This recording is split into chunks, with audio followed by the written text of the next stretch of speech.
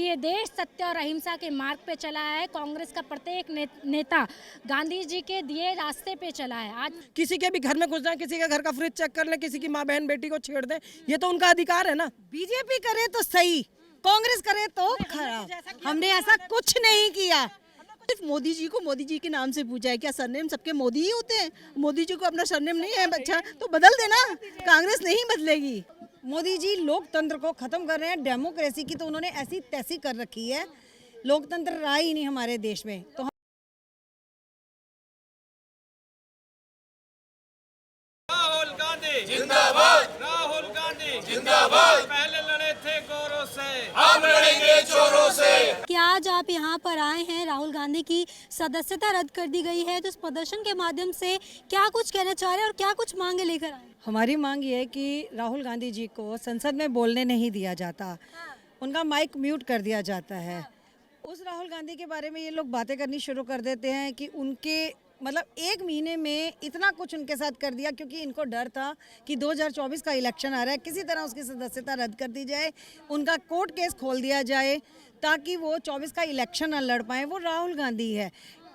मोदी जी लोकतंत्र को खत्म कर रहे हैं, डेमोक्रेसी की तो उन्होंने ऐसी तैसी कर रखी है, लोकतंत्र रहा ही नहीं हमारे देश में। तो हमें लोकतंत्र ही नहीं रहा, ये लोकतंत्र की ही तो हत्या है जो वो कर रहे हैं। तो मोदी जी ने लोकतंत्र को खत्म कर दिया है।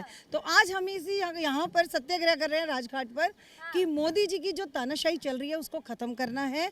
राहुल गांधी जी को उन्होंने बर्खास्त किया है, संसद से बर्खास्त कर दिया ना, सदस्यता खत्म कर दी, सड़क से तो नहीं कर सकते ना। राहुल गांधी पहले भी भारत जोड़ो यात्रा कर चुके हैं और अब इसी तरह सड़क पे उतरकर अपना सत्याग्रह जारी रखेंगे। अच्छा, ये कह रही हैं लोकतंत्र की हत्या की जा रही है, लेकिन जिस तरीके से जो है राहुल गांधी विदेशों में जाकर बयानबाजी करती है, विपक्ष इस पर भी कई सवाल खड़े कर रहा है।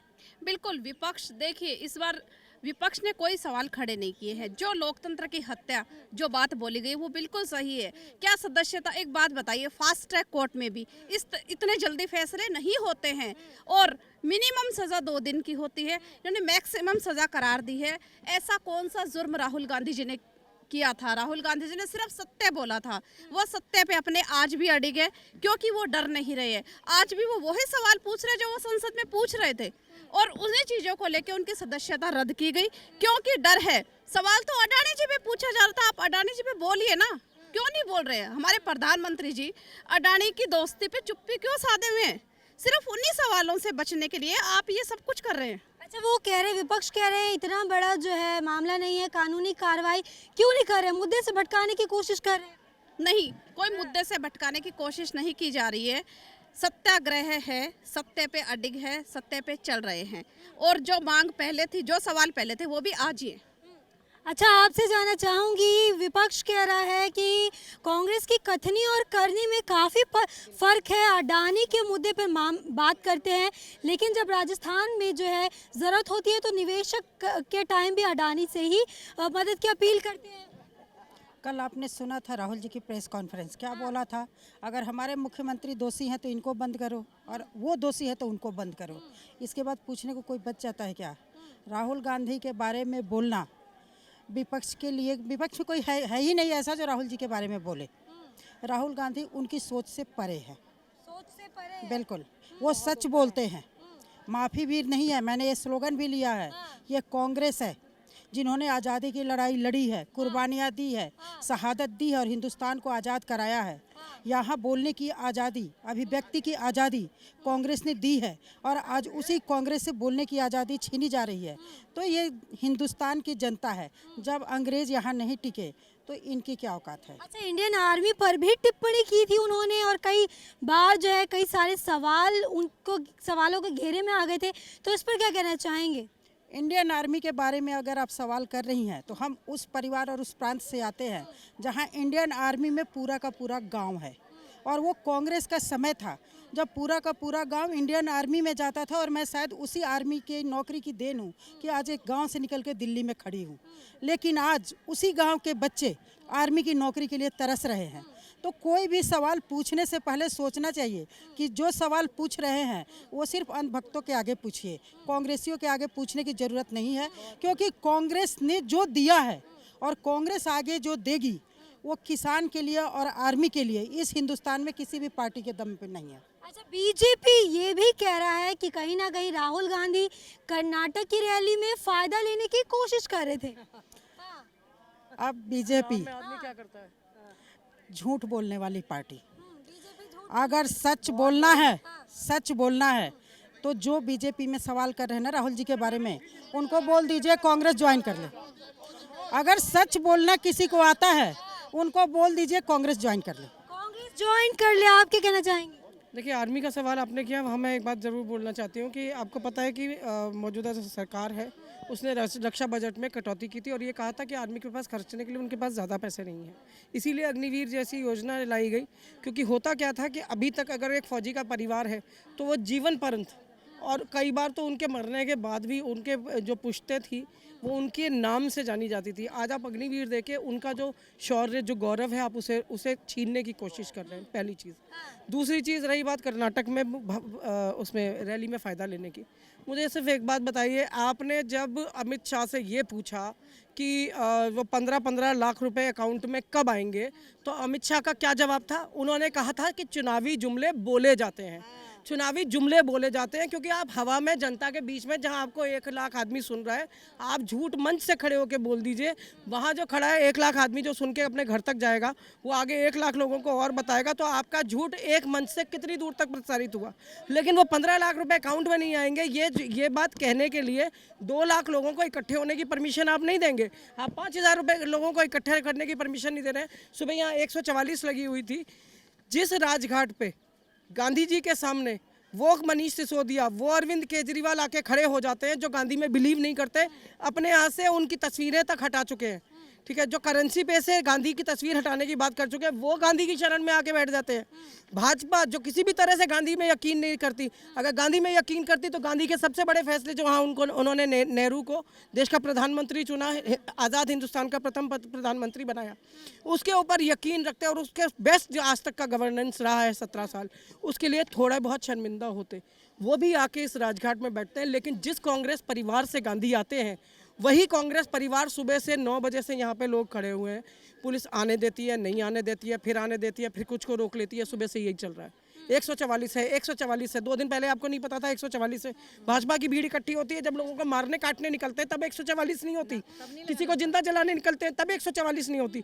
144 तभी होती है जब कांग्रेस ही इकट्ठा होता है, क्योंकि कांग्रेस सच बोलता है। अच्छा, ब्लैक डे ऑफ डेमोक्रेसी कहा गया है, इस पर क्या कहना चाहिए? इस पे ब्लैक डे ऑफ डेमोक्रेसी इसीलिए कहा गया है। देखिए, मैं बहुत खुश संतुष्ट हूँ इस फैसले से। क्यों? क्योंकि राहुल गांधी को जब आप दायरे में बांध देते हैं, आपने संसद में उन्हें नहीं बोलने दिया, आप अंदर खड़े होके ये 4 मंत्री सिलेंडर एयरलाइन और जितने भी अंदर से खड़े हुए बोल रहे थे उनको माफ़ी मांगनी चाहिए, माफ़ी मांगनी चाहिए। माफ़ी मांगने के लिए एक मंच होता है, एक पटल होता है, जिस संसद में खड़े होकर आप बात कर रहे हैं, उसी संसद में खड़े होकर बोलना राहुल गांधी का अधिकार था। आप उस राहुल गांधी को अधिकार देना ही नहीं चाहते जिसकी आदत है सच बोलना, साफ बोलना। और क्यों नहीं डरता है वो, जिसने अपनी दादी का छलनी शरीर देखा हो, जिसने अपने पिता का जो चिथड़े हुआ शरीर है उसको देखने की भी उसको परमिशन नहीं थी। उस आदमी को अगर आप बातों से डराते हैं तो आपकी गलतफहमी है। जो गोलियों से नहीं डरा, गोला बारूद से नहीं डरा, बम से नहीं डरा, वो आपकी बातों से और आपकी ईडी पुलिस से डरने वाला तो कतई नहीं है। जिंदाबाद राहुल गांधी, जिंदाबाद राहुल गांधी जिंदाबाद। मेरा स्लोगन है, डेमोक्रेसी तेरी ऐसी की तैसी, मोदी तेरे राज में। क्यों? क्योंकि वो जो डेमोक्रेटिक जो अधिकार थे लोगों के, अपनी बात कहने का, अपना धर्म चुनने का, अपना कपड़ा पहनना, खाना पीना, सब चीज़ों की आज़ादी मिलती थी, वो आज़ादी इन्होंने डोमिनेंस करके आज नवरात्रों में इन्होंने नॉनवेज बैन किया है। क्या आपको पता है कि दुर्गा पूजा के पंडालों में इसी नॉनवेज का भोग लगता है माता को, और उसके बाद सारे बंगाली खाते हैं। आप बंगाल में बैन करके देख लीजिए। आप धार्मिक, क्योंकि मुसलमानों का रमज़ान भी चल रहा है, रमज़ान चल रहा है, इसलिए आपने टीका टिप्पणी जो है धर्म के ऊपर की है।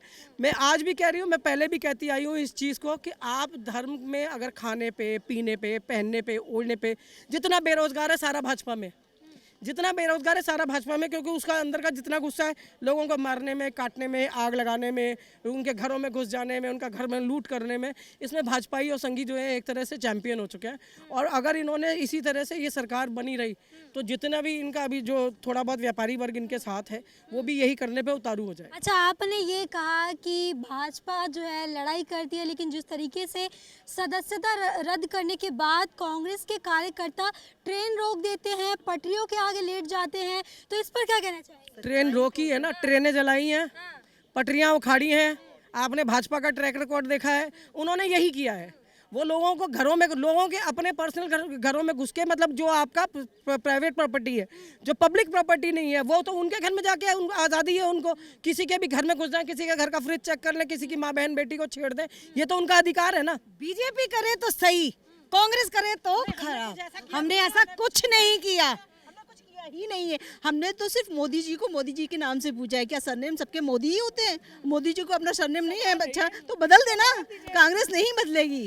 शंखनाद तो हो ही चुका है, मोदी जी देख रहे हैं, वो घबरा रहे हैं, इसलिए राहुल जी को रोका जा रहा है, बार बार रोका जा रहा है। करोड़ का हिसाब बता दे, कहाँ से आए हैं बताएं, आप बता दो ना। अडानी के उसमें कहाँ से आए हैं, जवाब दे दो। राहुल गांधी को आप जवाब नहीं देते क्योंकि वो आपसे क्वेश्चन पूछते हैं, तो आप उनकी सदस्यता रद्द कर देते हैं।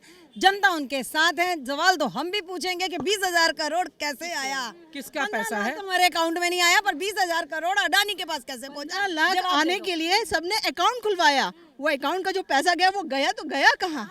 सबका अकाउंट खो गए और पूरी सरकार खा गई। ऐसी चटोरी सरकार तो मैंने पहली बार देखी है। नंगी सरकार थी, इतने सालों से आ नहीं रही थी ना, भूखी नंगी सरकार थी, इनके पास था नहीं कुछ, तो अब ये पहले पेट भरेंगे, फिर उसके बाद जनता का पेट भरेंगे। जनता के लिए तो कुछ कर ही नहीं रहे ना, क्या किया है? बेरोजगारी इतनी बढ़ा दी, पेट भरने के बाद कहेंगे भाई मैं तो फकीर आदमी हूँ, झोला लेके चल दिया।